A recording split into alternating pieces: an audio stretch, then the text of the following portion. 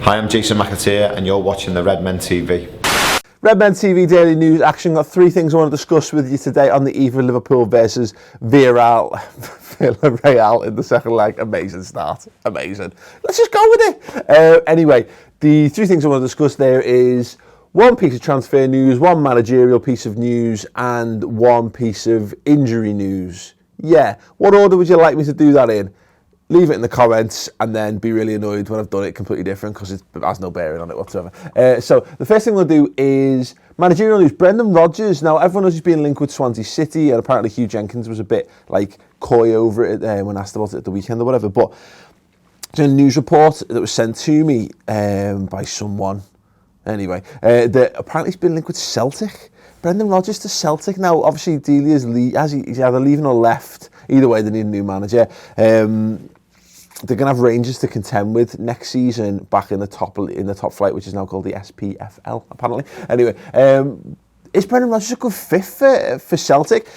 Yeah. I think he actually could. The only problem with it, I think, is that if you go there, how many managers do really well in Scottish footy and then translate that back to being a success back in another top league? And I don't think there's very many. You're probably looking at, I'm struggling. Martin O'Neill maybe was okay when he came back. You know, I think he went Leicester, Celtic, Villa. He might have been another club in between there. If I'm wrong on that, I genuinely don't care. But correct me nevertheless. I'm not sure. I'm not sure it would be the greatest step for Brendan. But you know, he has the ability. He is a very, very good manager, and he has the. You know, if he was given the best side in a league, I think he could do well. He could deliver league titles there.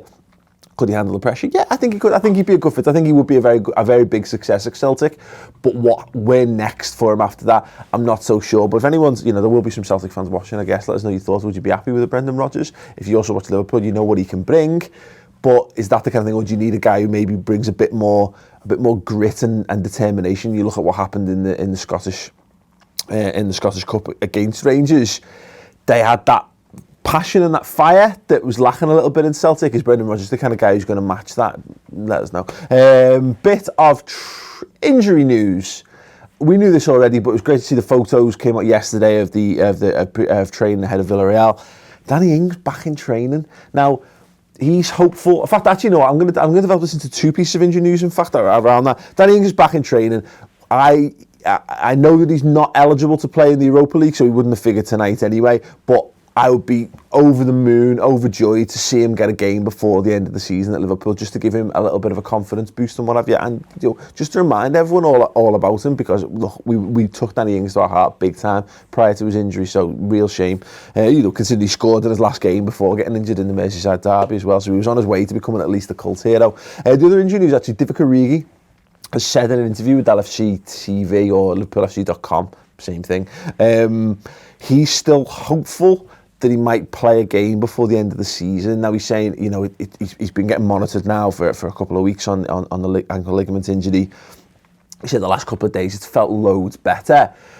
So although you know, medically speaking, he's finished. The season's over. He feels, you know, he's not saying no. He's never say never, that kind of thing. And that would be amazing if you consider. Obviously, I think the season's going to hinge. Well, the season does entirely hinge upon tonight's game against Villarreal. If we get through to the final, you know, he'll be hoping to get himself in a position where he's able to contribute to that game, which would be a massive, massive boost for Liverpool if that's the case. But got to get there first. And the last thing's a piece of transfer news. Now, obviously, we've been doing a lot of rumours in. We'll do rumour one out. Jordan Rossiter's being linked with a move to Glasgow Rangers. Bit of a Celtic Rangers theme going on so far in this news. But apparently it's because, and I didn't know this, Frank McParland, who was the technical director or the head of the Liverpool Academy, is now in charge of recruitment at Rangers.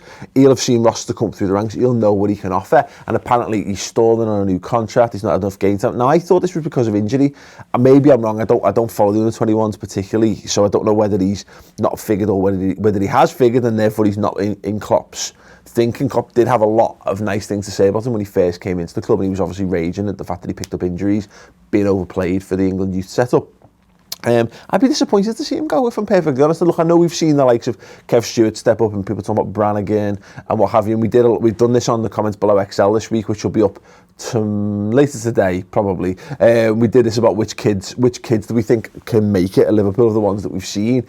And obviously everyone's going on about Ojo, and everyone's going on about Stewart, everyone's going on about Brannigan, and a few others. No one mentioned Jordan Rossiter because we've not seen him. I want to see him get a go. I want to see him get an opportunity, and I hope he gets another year or so contract just to prove he's not. If he's not good enough, let him prove that he's not good enough. Give him some game time and let him see if he develops. We need a Scouse heart to this team, and there's a lot of people disagree with that. But you're wrong. I think you've got to preference local lads. I mean, I'm not saying put absolutely god-awful players into the side at the expense of other ones, but you can afford to have one or two Scouse lads in that squad. They don't necessarily need to be Steven Gerrards or Jamie Carragher's, but, you know, your second choice or third choice in certain positions, I think, should at the very least be some Scouse players, because, you know, we're at the heart of this football club, and there's something about being from Liverpool that gives you that extra 10-15% when you pull on that shirt, and we've seen it time and time again over the years, and we don't have that enough of that in that squad. So I would be disappointed to see Ross to go. Let us know your thoughts on that in the comments below, of course.